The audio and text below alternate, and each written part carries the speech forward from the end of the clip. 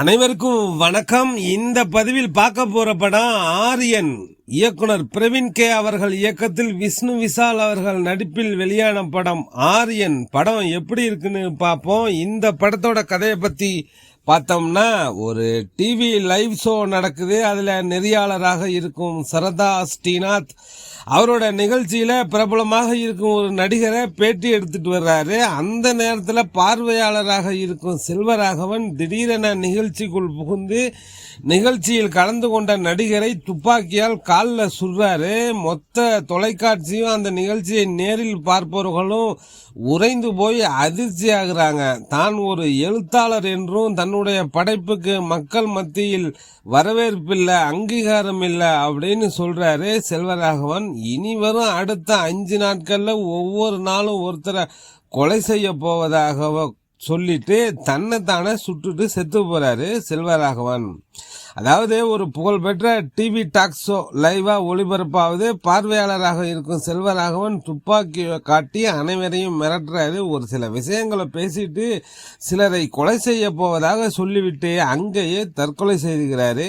அவர் சொன்னபடியே கொலையும் நடக்க தொடங்குது. போலீஸ் அதிகாரியான விஷ்ணு விஷால் அந்த கொலைகள் குறித்தும் செல்வராகவன் குறித்தும் விசாரிக்கிறாரு. இறந்து போன செல்வராகவன் அந்த கொலைகளை எப்படி செய்யறாரு? அது சாத்தியமா? அதை செய்வது யார்? கொலை செய்யப்பட்டவர்கள் யார்? இந்த கொலை நடக்க காரணம் என்ன?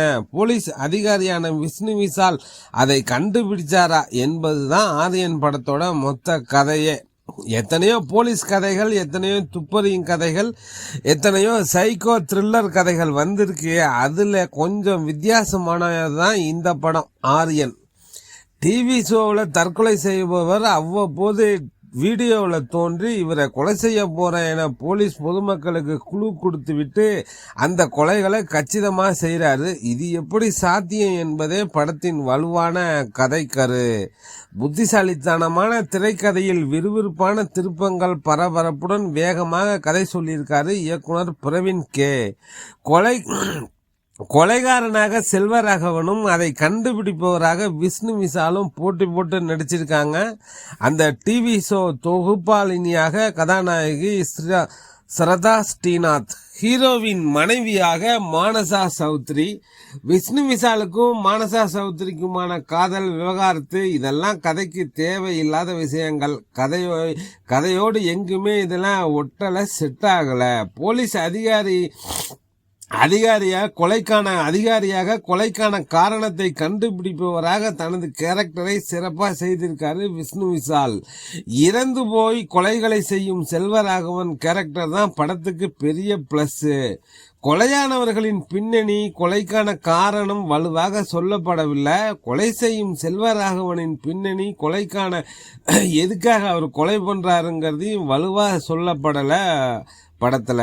சரி, இன்னொரு போட்டி சேனல்ல வேலை செய்யும் கருணாகரன் ஏதாவது செய்வாரே, அவருக்கும் கொலைக்கும் தொடர்பு இருக்கும்னு நினைச்சா அதுவும் இல்லை. வில்லன் கேரக்டரில் இருக்கும் அழுத்தம் செல்வராகவன் நடிப்பில் கொஞ்சம் மிஸ் ஆகுது. டிவி ஷோவில் அவர் பேச்சு, செயல்பாடுகள், இயல்பான நடிப்பு ஓகே. ஆனால் அப்புறம் அவர் காணாமல் போறாரு. அவ்வப்போது வீடியோவில் பேசுறாரு. பொதுவாக இந்த சைக்கோ கொலைகாரர்கள் சில செயல்கள், சில வில்லத்தனத்தால மிரட்டுவாங்க, பயத்தை காண்பிப்பாங்க. செல்வராகவன் அதை செய்யவில்லை. 4 பேரை செல்வராகவன் எப்படி கொலை செய்கிறாரு, அவர்கள் யார் என்று வரும் கிளைமாக்ஸ் சீன்கள் பரபரப்பாய் இருக்கு. ஒவ்வொரு முறையும் ஒவ்வொரு இடத்திலும் செல்வராகவன் வீடியோ ஒளிபரப்பப்படுது. புதுமை.